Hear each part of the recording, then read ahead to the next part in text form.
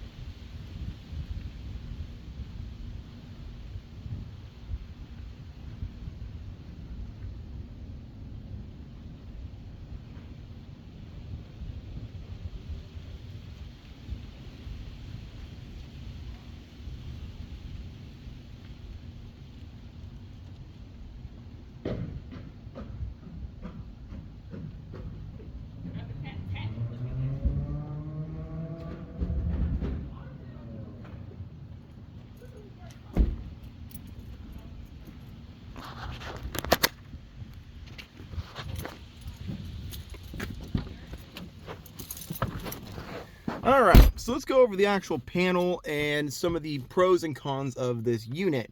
So starting off, we have the Zydezen board right next to it. The first thing that I noticed when I used it was when you actually turn on a mode, so turn it on, it will actually stay illuminated what it's actually on. This one only does that when you push the button, which isn't necessarily the biggest deal breaker, but it is something that I've noticed. Some of the pros to some of the other units I've seen is that every direction has a secondary option. So you probably notice you hit left, if you hit it again, the whole bar illuminates, which is something that I've actually not noticed until I actually figured out that it did, and I was like, oh my gosh, that's actually super cool. So if I'm like not doing anything crazy or whatever, you can have it on that, but that just stays more illuminated. So on this bar, you can have 3 pre-programmed modes. So that's one that I used a lot. That is another one. And then the alternating color. Actually, hold on. Okay.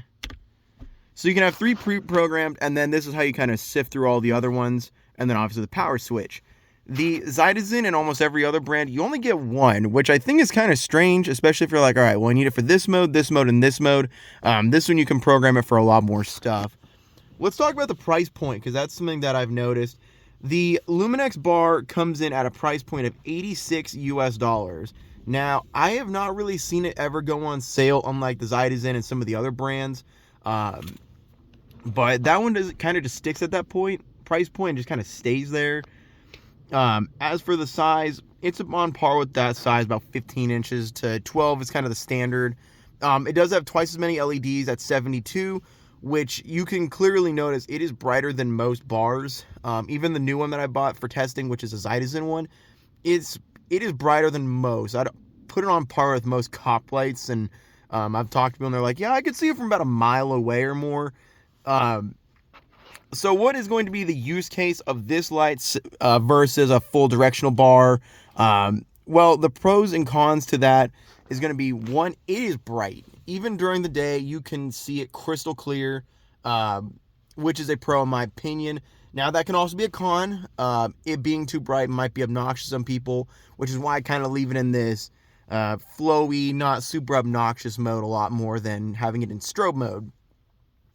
The price point, I think, is a little high in my personal opinion. You can find directional bars now in the $50 to $60 range. Now, are they as quality? That's time to tell. I haven't been able to test a lot of those units yet, but this is something that I did want to point out now that we're talking about quality. And we're not going to get super far into it just because it's really windy. But as you can see in the housing, let me turn off the bar real quick so you guys can actually see that a lot better. There's condensation in it. Now, I have looked through a lot of the reviews on not only just this unit alone, but I've noticed on some of their other units, they all have a condensation issue. That doesn't mean the LEDs are burning out, though, like they kind of did on the X-Bright bar that I broke myself.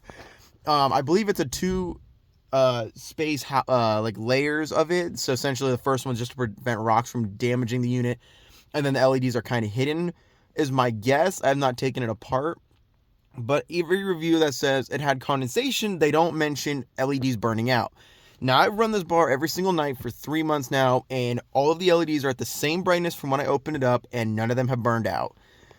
But that includes all of their products that all seem to have this weird condensation issue, which I think is just related to the fact that one layer is just to prevent rocks.